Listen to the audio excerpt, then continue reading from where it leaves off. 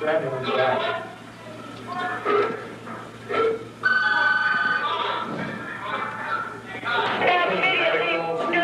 Medical and Cedar 3. Cedar.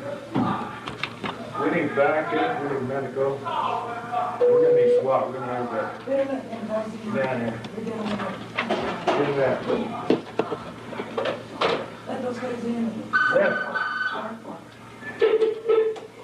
Duty officer, you need SWAT down here, full gear. Cedar. Duty officer, go ahead, come back again. Cedar. This Johnny. Yeah. 1 and 2.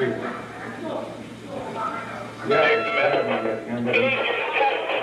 The shank went into 10.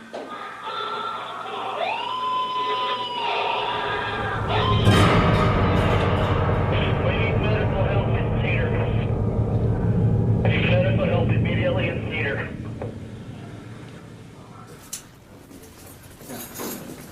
Take these off my feet. Yep. I went into the situation that I'm going to have to kill the guy. I'm not going to hurt him. I'm not going to stab him 2 times and say, yeah, we're even. You know, because the philosophy in prison is, you know, you stab me, I kill you. I just stabbed the shit out of him, you know, until he didn't move anymore. The reason I said Troy Kell was one of the most dangerous people I've ever met is because Troy Kell, when you meet him and when you see him in a certain environment, is a very charming, charismatic, intelligent individual who certainly by no means looks like somebody who could commit a crime as heinous as he committed in this case. I've seen guys hesitate on not thinking something was serious, and it was serious, and they get themselves stabbed up or they get themselves fucked off. They get themselves killed. All the white supremacists were going, say hi to Troy, make sure, you know, say hi, let Troy know that I said hi. And they were given the power, the white power symbol. Oh, sure. So. Well, and they like to mention that too because they want the status that's associated with him and his crime. Because they're looking to Troy, you know, he's our inmate god, and we're going to do anything we can to gain status with him because then that protects us within the institution. So they hold his shanks, they hold his brew, any contraband that he has, and he very subtly manipulates everything. And then to the administration, he wants to represent this clean image. Well, I'm not doing anything. You know, I'm not associated with these guys, but he still has his soldiers going out and performing these acts. Well, that's a good cleanup for them. I mean, they have to say that to really justify doing that to me. I mean, keeping me in the hole, restricting my movements, making sure that there's no real freedom for me to have, and maybe I'm not entitled to that. I mean, it's perspective of the individual.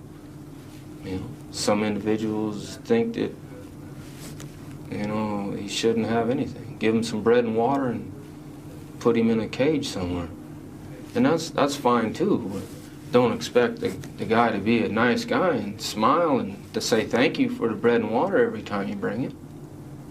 You know, it's a double standard. They expect you to suck ass regardless of what they're running their face about. You suck ass long enough, pretty soon you start choking on shit.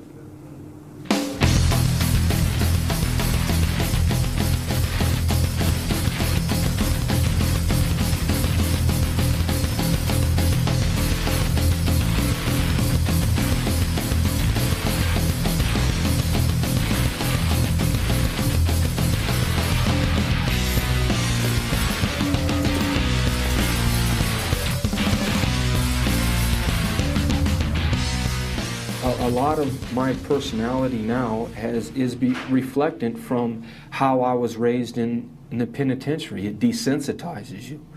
You don't have the human interaction, the contact, understanding or anything. It's structured that everybody's a piece of shit. You shouldn't respect anybody. It's kind of like, you know, just, it doesn't matter.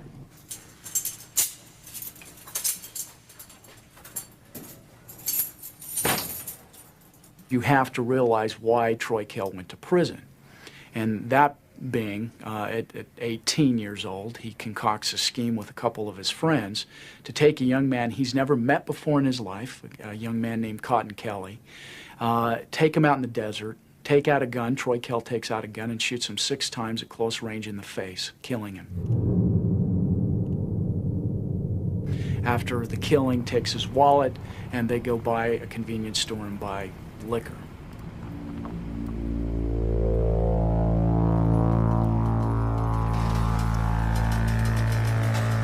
This guy, I felt, was taking advantage of a friend of mine, and she asked for my help. And I went kind of overboard. Me and a friend of mine from high school agreed to beat this guy up because he was doing some things to some teenage girls that we knew. She was a friend of mine. She was like a sister kind of to me. I met Cotton Kelly at Circus 8 months prior to this actual tragedy. He ran some type of adult entertainment business. He wanted me to pose nude for him. He had started following me and calling my house constantly, harassing my family. And as a 15-year-old child, I made a very bad decision, a very immature request, and I called upon Troy to beat the man up, to have him leave me alone. I was raised in Las Vegas, Nevada, you know, middle-class family. I'm the only child. I think I was probably just an ordinary kid on the block. I wasn't any different or anything from anybody else that I noticed. Troy's been a part of our life ever since I first came to Las Vegas, since I was probably like 6 years old. We lived on one corner of the street, and on the opposite street, he lived at the other corner. And me and a couple of friends, 2 little girlfriends, were walking down the street, and him and his little friends were sitting in front of his house on their bicycles. And, you know, they were watching us, googly-eyed, because he's 3 years older than me. So when we got all the way to the end of the street, towards the desert, you know, we turned around and said something real sassy, and they chased us on their bikes, and we ran, and he jumped off his bike and tackled me in the grass, and, you know, it just became like a plaything. And ever since then, he was like, "You're gonna be my girlfriend," and I said, "No, I don't even like boys." Well, Troy used to come over to our house when he was like 7 years old, play with Sandy and Shane in the backyard, or go swimming. He was one of the neighborhood kids. Good kid. My father's into horses and kind of a redneck background, country boy kind of thing, and we had horses and stuff. I was expected to be successful. You know, my family, you know, they're not losers. His father was really, really strict, and I remember one time on his birthday, I think he was turning 13, and I believe I was 10, and I rode my bike all the way to the mall, and I bought him a Nike outfit, and he had to sneak out in his backyard and climb up on the brick wall for me to give him his gift, because he was on restriction. He was always on restriction, and for absolutely nothing. His father must have been very tough on him, very abusive, I believe, with him. And his mother was never around. I know they were separated, but I don't think his mother came around too much. I don't know if it was because of the father or what, you know, but I guess he looked at me more like a mother figure, you know, because he's always sent me, even till this day, sends me a bouquet of Mother's Day flowers. My parents got divorced, and I kind of bounced back and forth between them. It was kind of a struggle for me for a while, but it's nothing out of the ordinary that any other kid goes through. I hung out with the stoners, and I also hung out with my jock friends because I like to play sports, but I like to drink beer and smoke a couple joints on the weekend too. I went to school, but I didn't like school too much. The authoritarian kind of structure of we're telling you to go here and do this, and I rebelled against that. Dropped out of school, started getting in trouble after that. The story goes like this. Shaw and two of her friends allegedly lure the Canadian man out here to the desert. We're north of the city. Shaw then allegedly gets out of her car, goes to the bathroom, and on the way back, falls down. They had me pretend that my leg was hurt, and I guess this was a plan that they had conjured up. The Canadian man got out of the car to help Shaw. The man grabbed my arm to help me. That's when the first gunshot went off.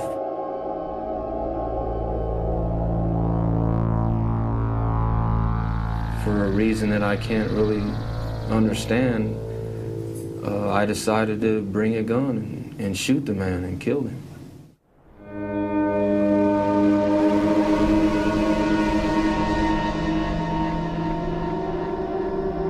I didn't go to sleep that night.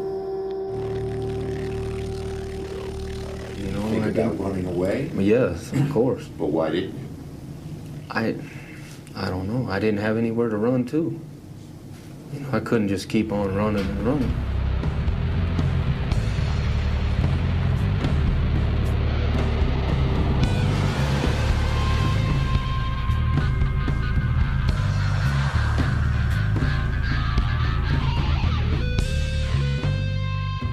Police say this desert landscape near Rancho and Durango was the stage of a grisly show and tell this past week. Police say the three suspects spent a week going back and forth here in the desert, showing off the body to their friends. Then one of the small children who had seen the battered corpse got to feeling guilty and told police. Las Vegas Metropolitan Police Department called me at work at midnight and told me that they had Sandy downtown on a homicide. And I thought, oh my God, she hasn't gone through this again. When I was 13 years old, I was spending the night at a friend's house, and her stepfather went into a jealous rage and shot and killed her mother and her mother's two friends, and then killed himself. It changed my life.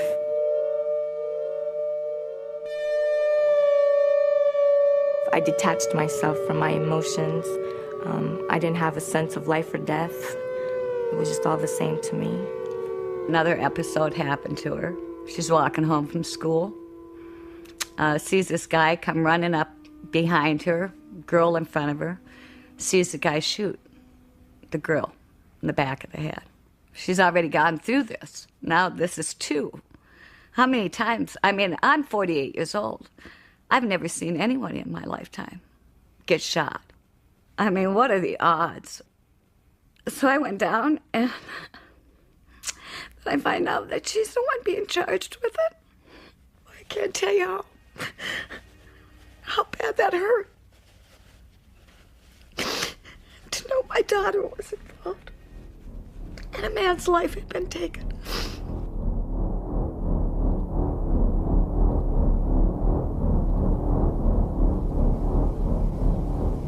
That became known as the show and tell murder. Right. How did you get that name? The girl was in high school at the time, and I wasn't. I had already dropped out of school. She had some girlfriends from school that she knew, that they both knew the man prior, and, you know, kids kind of, I don't know, brag about what happened, you know, remember that guy, and, well, he's, you know, dead out in the desert, and, you know, they don't believe her.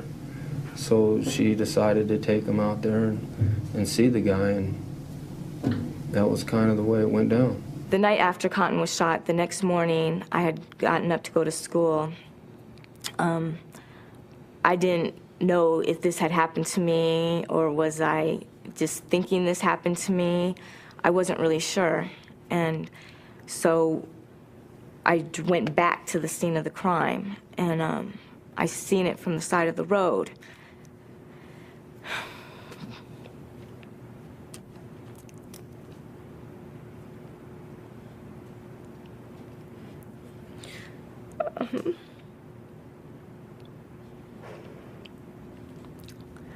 But it still wasn't real.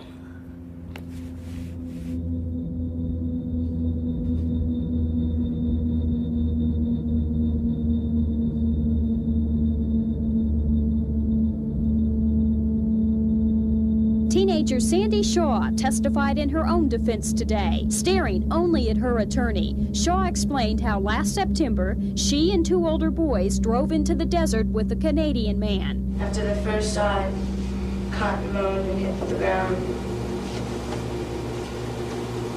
And there was another shot, and then Billy yelled, "Get him now, Troy, get him now." And at the same time that was being said, there was two more shots. What did you do? There was nothing I could do. It was all behind. Everything was behind me. I was on the ground. It was all behind me. What did you do? I was screaming. At the trial, they told the jury not to allow my angelic looks to fool them, that the person I appeared to be was not who I really was, that in fact I was a cold-blooded killer. How did that make you feel?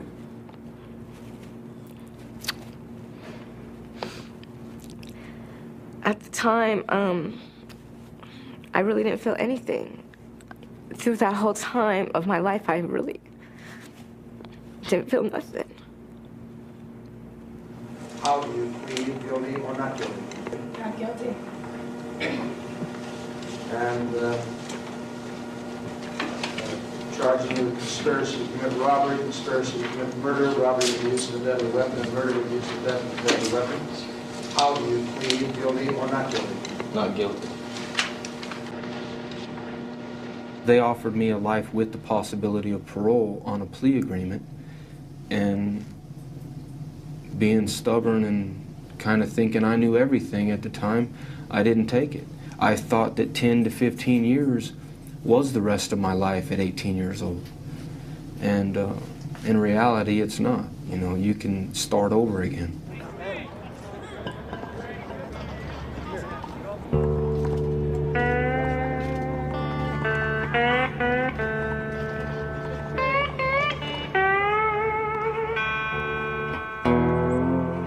I made a decision when I walked in the gate that I was gonna come in there as a man and I was gonna leave as a man. I wasn't gonna resort to things that a lot of people in my situation had to do to survive in prison. I wasn't gonna suck dick. I wasn't gonna wash people's laundry. I wasn't gonna tell on people. I wasn't gonna fall into that structure to survive in my environment. I kind of took responsibility at that time that I got myself in the situation. Now deal with it. I was fortunate in the sense of some older guys seeing that I had a lot of time to do, and I stuck up for myself, so they kind of put me under their wing on schooling me, on showing me who was who on the yard and what to stay away from. Don't get in gambling debts, don't get in any kind of drug debts.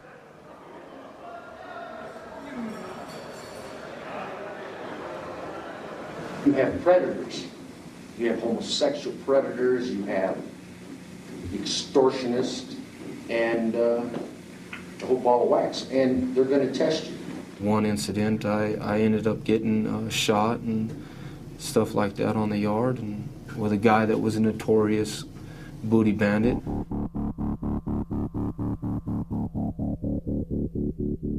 There was an older guy, a black guy, I can't even remember his name, homosexual predator. I was 19 and this guy was in his late 40s, and we were on the yard, and it came to either you know, he says, if you want respect, you're gonna have to come and get some respect. So I had to make sure that that wasn't gonna be tolerated. That meant that you battled for it.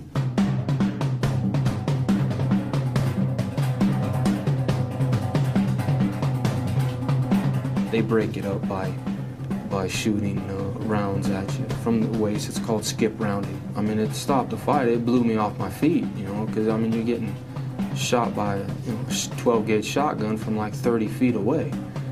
So it blew me off my feet, and you know, the fight was over after that.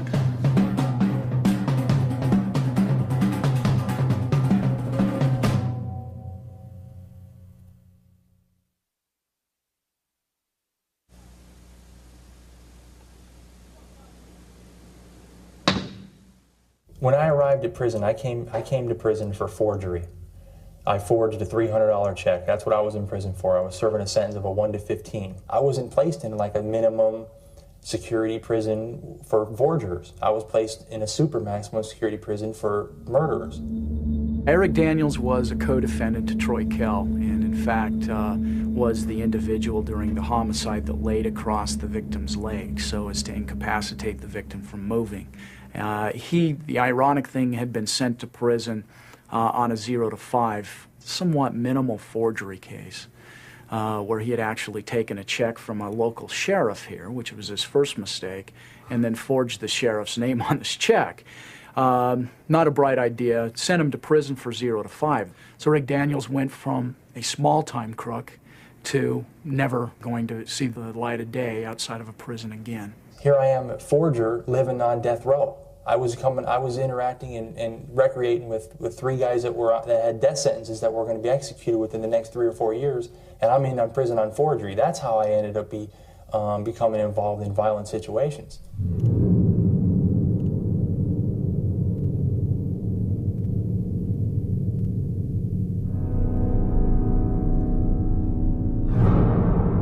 I felt my only avenue for relief was to lash out against the authority, and that's how I became involved with the riot. Don't tell me nothing yet, and we got a deal. Until they fucking fulfill their part of the deal, we ain't racking in, regardless. You feel slighted by the system because you're there in the first place, okay, and then that builds, okay, and that anger turns into resentment and then absolute bitterness. We want our fucking mail. Sorry, guys. I don't think they're that. Then there's Baum and Daniels. See, that was impressive. No way. That's the control room door. The control room. They're coming through. Yeah, they're coming through. Get out there. They're not going to take that. Bullshit. God. They're not going to take that. Attention, all inmates in Cedar Section 1. Return to your cells now, or extreme force will be used against you. Return to your cells now and lock up, or force will be used against you. They're coming. He's coming through. They're going to break that door. Yeah, they are. Through. No. The caps are coming off. Hey, they're going to take that door. Okay, now what are they going to do? Teleport has been breached. SWAT. Can you guys get out there? Echo 102. Echo 102, the Sally Port section door has been breached. You start to think that the officer that's holding you there, the one that comes and feeds you your tray every day, is evil. First thing that comes to most people's minds is lash out. Do something violent. Back up, dude. Back up. Get out of that hole. Water's off. Oh, yeah. Lock the door. Get your camera turned those water off.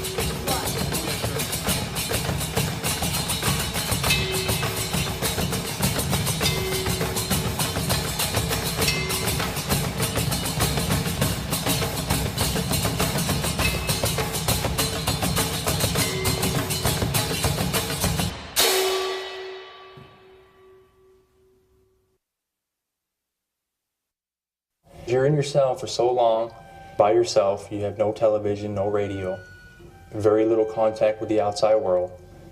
You develop different symptoms of mental illnesses. paranoid, schizophrenic, anxiety disorders, impulsive behaviors. And because you have absolutely nothing to do in there all day long, I plotted and planned on what I was going to do to the administration when I got out of there.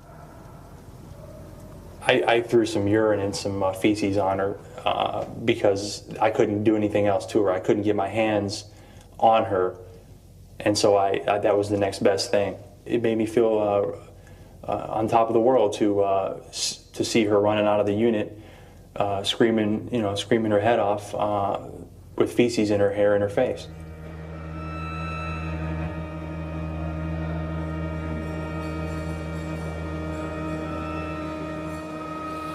I got a phone call from some official in Utah. I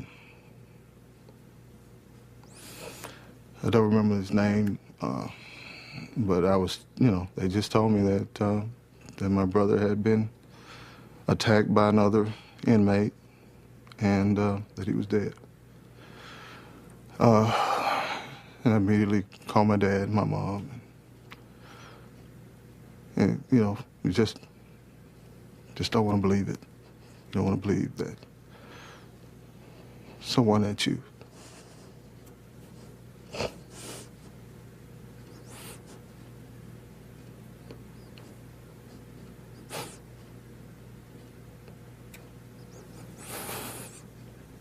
love is gone.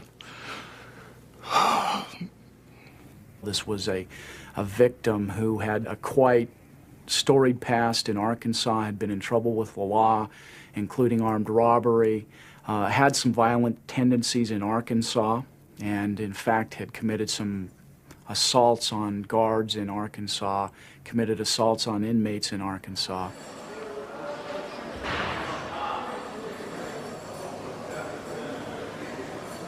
I want to paint a pretty picture of my brother because he was a maximum security risk, is what he told me, and I found out after his death that he was in lockdown. Originally, we didn't have any idea why the killing took place. As we got into the case more and more, and we did more investigation, one of the more startling aspects of the case was that this was really just some racial hatred. The comments that Troy Kell made immediately after the killing.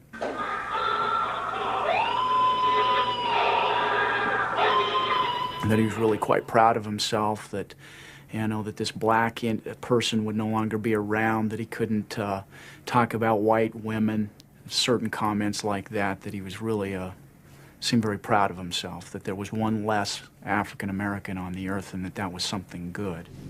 I would classify myself as a separatist.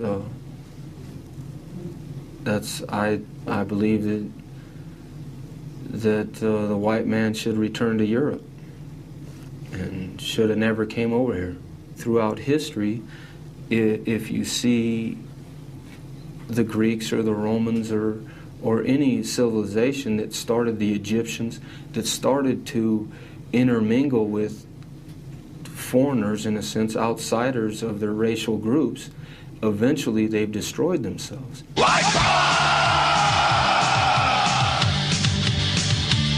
They call me Nazi, and I'm proud to call me racist, and I shout it out. As we delved into the case, we found out fairly quickly that Troy Kell had very strong beliefs as a white supremacist. The white supremacist group, or gang, if you want to call them that, is significant, and probably the most significant single group or gang we've got in our prison. Prison has a tendency to, force an individual, someone who's impressionable as I was, young, to identify with a group and or a certain ideology, and I found that in the white separatist movement, and I felt like I belonged. I felt like I climbed a mountain, reached, got to the top, planted the flag, and I was home. It's born out of fear. Fear of knowing another race, keeping your distance from another race. With any kind of white guy that stands up for, his people, he's looked upon as some type of racist race hater. And That's not the case. In the majority of the people. Do you hate Jews? No, it doesn't concern me at all. I mean, maybe people's actions is what I don't like. I mean, they might choose to do certain things, but there's more, white people that need adjusting than anybody else.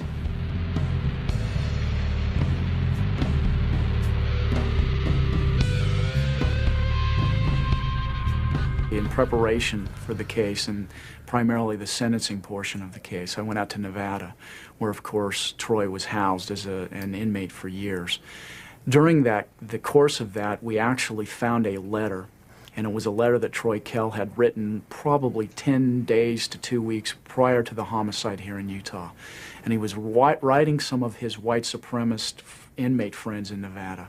And in that letter he talked about and actually prophesied that he was going to commit this crime in Utah. He talked about how in his terms, a nappy-headed monkey had been running his mouth, and this nappy-headed monkey was going to get his, and there's going to be pain and suffering involved in that.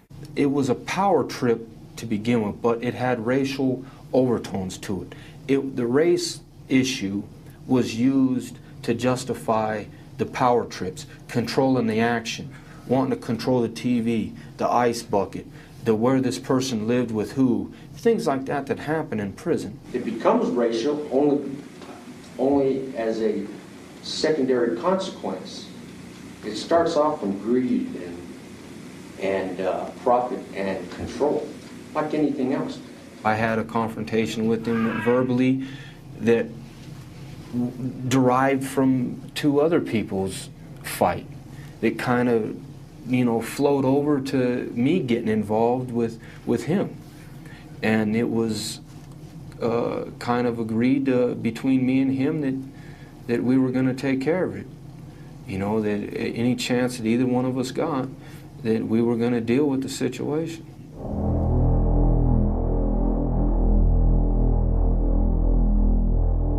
I prepared, I got a knife and I got a handcuff key. We were restrained, we were going down to medical. They forged his name, requesting that my brother go to the infirmary. I filled out what they call a medical request slip for Blackman to get him out of his cell on a particular day. The guard came to my brother's cell and said, "Hey, you ready to go?" And my brother's, "What do you mean, ready to go where?" They came over my intercom in my cell and said, "Daniels, you're going to medical today." And I knew it was the day. He was sporting his colors, flying his bandana. When he got to the infirmary, Troy Kell and Eric Daniels and another inmate were there also. The next thing I know, Blackman's running towards me. And it was on. He's trying to stab him. Stab him in the back.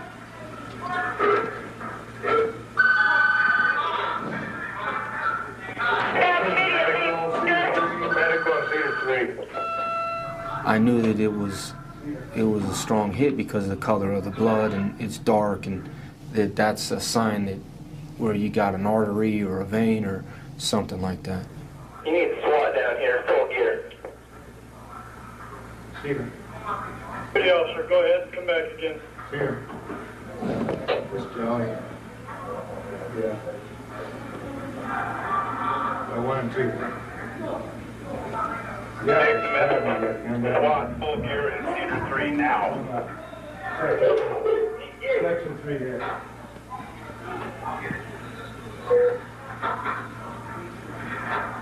Rack in, everybody! Rack in, everybody! Rack in, rack in, rack in. Why did you stab him so many times? All I can explain really is that he kept moving.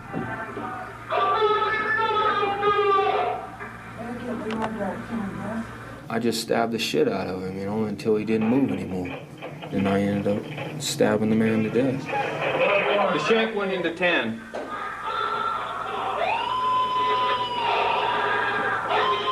Afterwards, I felt, man, goddamn, why'd you kind of make me do that? Or I didn't weigh in the fact that he was a father or a brother or a son to anybody. You know, I didn't see him as a human person. The prison guards saw this happening. There were civilians there. The guard ushers them out. They then go and get into full riot gear. My brother's still being stabbed. We need medical help in Cedar. We need medical help immediately in Cedar.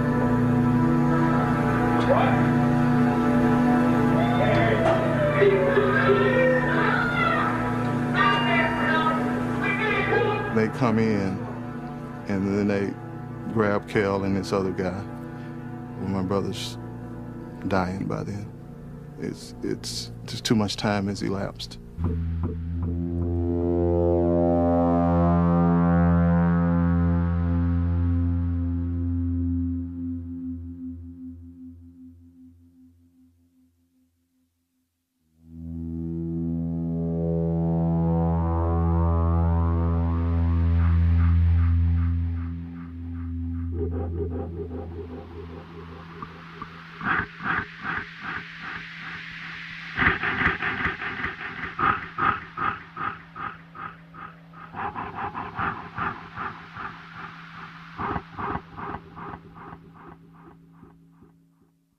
I will tell you that I've never seen anything like that in my life.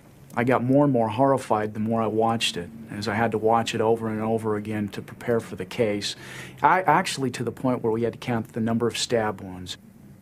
After watching the videotape initially, several nights I had problems sleeping. From a prosecutor's standpoint, to have a videotape of the crime is kind of unheard of.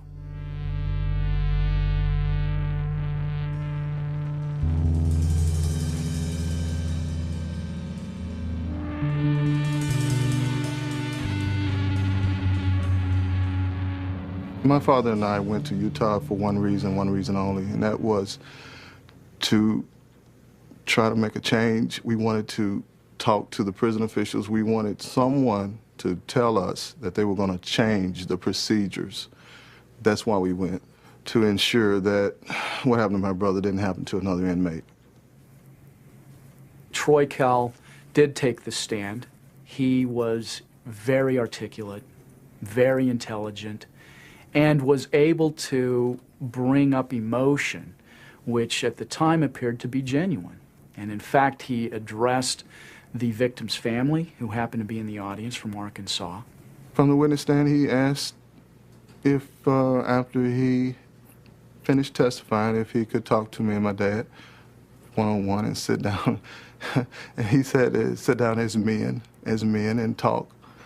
Told them how sorry he was that he had killed their son, their brother, and he actually was crying at the time, which I've got to say, as a prosecutor, it was one of the more remarkable events I had seen from a defendant testifying on the stand. There were, like, I think 8 women on the jury and 4 men, and I kind of looked over it when he was testifying, and some of the women were crying. Fortunately for us, before Troy Kell had taken the stand to testify, he had told 2 of the guards that were transporting him to and from the courtroom, watch this, I'm going to win an Academy Award. In other words, he was going to get on the witness stand and just lie. Yeah, I was fighting for my life. I did what I had to do to try to save my life. But I didn't, the emotional part of it was genuine to his family. Because the way I live my life, eventually somebody, if the state doesn't kill me, eventually someone will get me, you know, because of the way I live my life. It's just a part of it. And my family accepts that. And I accept that. But the thing is I would want somebody to show my father the respect that that I think he's got coming. You know, that's all I can really say about that. So, if I understand you right, you're saying that you meant what you said to that father, that wasn't an act, that wasn't fake? No, I meant what I said to them. I mean, they want to downplay it because they're fighting to win the case. I put the guards back on the stand, and the guards ended up testifying as to this conversation they had had with Troy Kell about winning an Academy Award.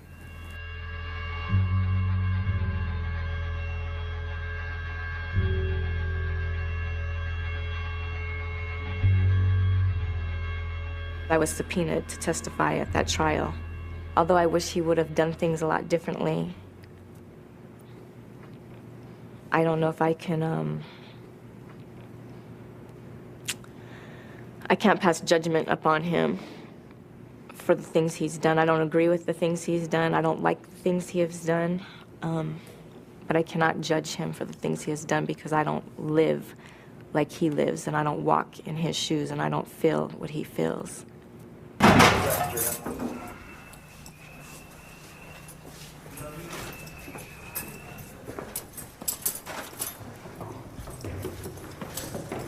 If society has once sentenced him, convicted him to life without possibility of parole for a murder, and he's chosen then in a very brutal fashion to take another life while incarcerated, what other option is available?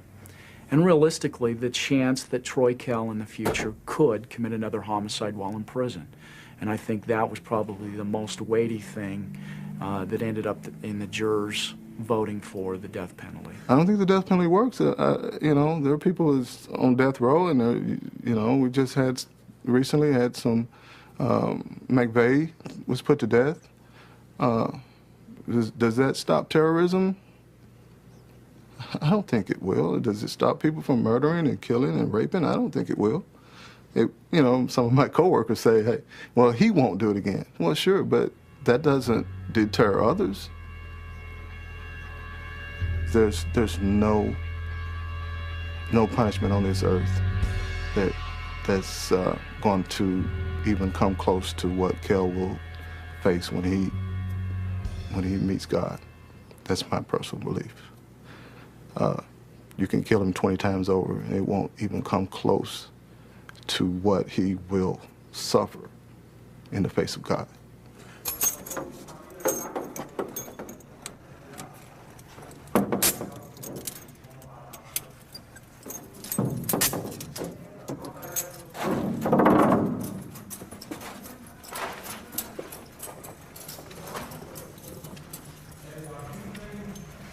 I don't believe in the heaven and hell thing. It's a control mechanism to control the masses, and it's run by fear. And I don't believe in any fiery pits or any pie in the sky. I think once you're dead, you're dead.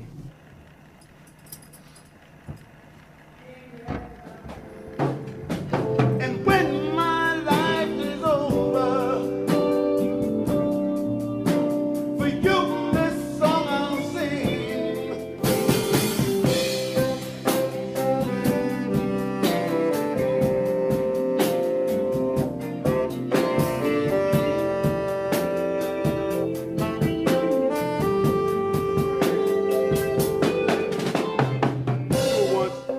Eric's gonna come in. When Eric come in on the second time he do his line, that's when the whole band come in. All right, let's try it. You got a line sign? No. I came to a saving knowledge of Jesus Christ, and that happened almost 3 years ago. The way I look at people, my relationships with my fellow man and woman have just changed dramatically. I no longer see people in terms of skin color. I am considered to be a race traitor in their eyes. And so even the things that I'm saying to you right now are things that, you know, I could be retaliated against for. Well, I'm happy for him. And I hope that he can turn his life around. I'm sorry for fucking his life off. Mm-hmm. Troy would be, on a spectrum, he would be the extremist. I honestly believe that if Troy was to ever get out of prison, he'd be, you know, blowing up buildings and stuff. I mean, you know. You mean like a Tim McVeigh or a militia movement, or? Yeah. And I probably would have too, to be honest with you, if I'd have gotten out of prison. That's the self-destructive path that I was on.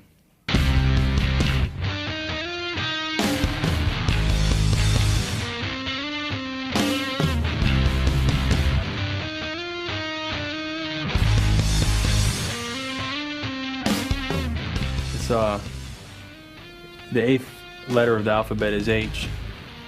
HH stands for Heil Hitler. White supremacists believe that Jews are the ultimate enemy, that they pit black and white against each other so that we both eliminate each other in order that they ultimately win.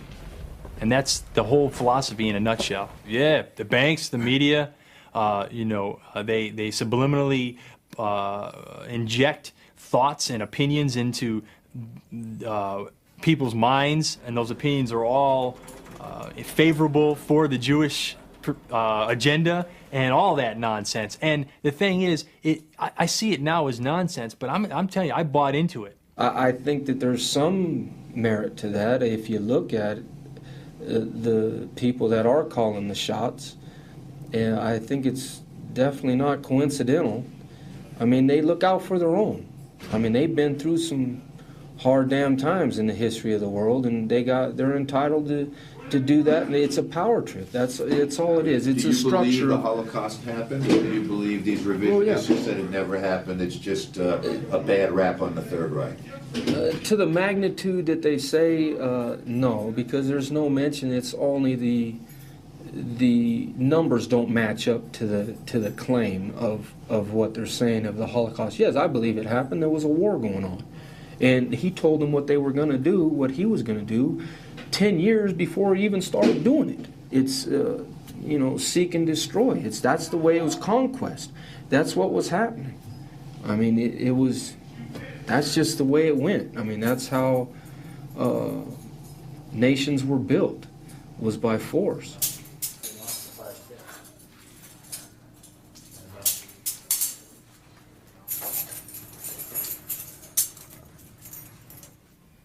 I deserved the death sentence. I didn't get the death sentence. Again, I believe that God intervened in my life, or at least in 2 jurors' minds, and I didn't receive the death sentence. I deserved it, and I got mercy. And Troy didn't.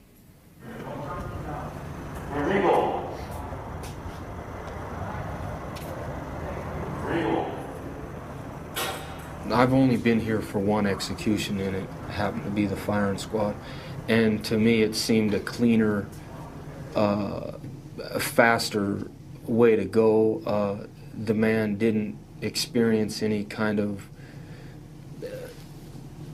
because they think it's like a medical thing. I got a problem with the way... I don't have a problem with the death penalty.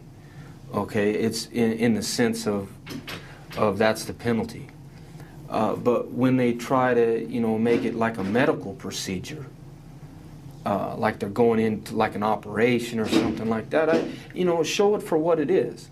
You're killing a guy, regardless of the justification. We can all justify our actions in one form or another. The fact is, you're killing a guy. So show it for what it is. That's what it is. I think they should take it down to the Delta Center and show the public what exactly is going on. When he first entered the system, he was 18 years old. He was a handsome man. He was an intelligent man. And I remember him telling me, I'm entering as a man and I'm going to remain a man. And I believe he's done that. I still wake up to this day and I cannot believe I'm here. This is what my life has amounted to. I have spent over half my life in prison. My adult life has been in prison, And it's just really hard. And sometimes I wonder, will I ever get a driver's license? Will I ever get to go buy furniture for, a house? Am I ever gonna, Click on Mouse Invaders and click OK. I hope and I pray that one day I will be given a second chance. I was an unhealthy child. I was a lost child.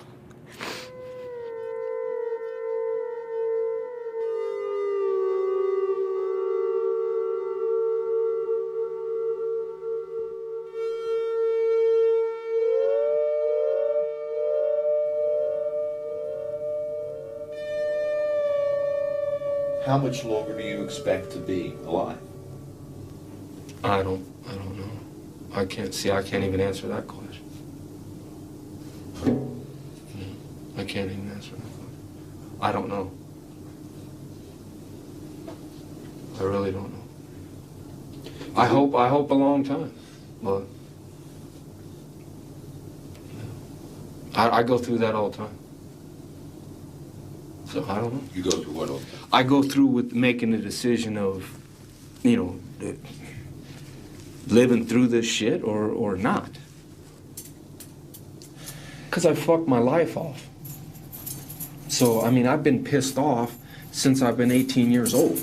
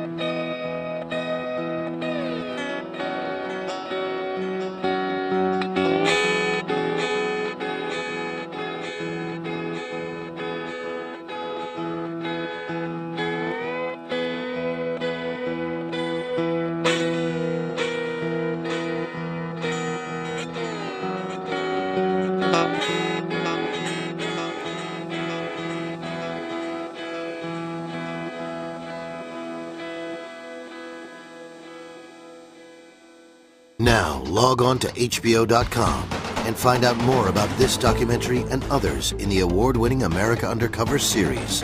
Informative, interactive, intriguing. America Undercover at HBO.com.